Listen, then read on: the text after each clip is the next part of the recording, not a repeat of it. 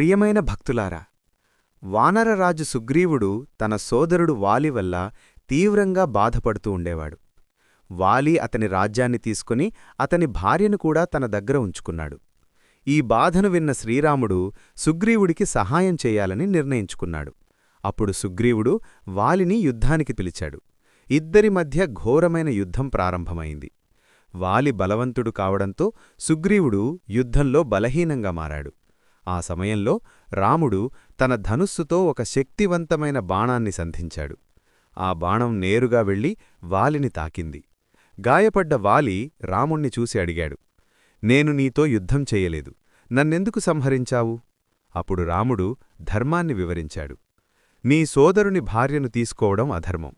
రాజధర్మం ప్రకారం దుష్టులను శిక్షించడం నా కర్తవ్యం." వాలి తన తప్పును గ్రహించి చివరకు రాముణ్ణి క్షమాపణ కోరాడు. అలా వాలి మరణంతో సుగ్రీవుడు మళ్లీ వానరరాజుగా అభిషేకం పొందాడు. ఈ ఘట్టం మనకు నేర్పేది, అధర్మం చేసిన వారికి శిక్ష తప్పదు. ధర్మాన్ని కాపాడటం రాజధర్మం. తప్పు గ్రహించడం గొప్ప గుణం.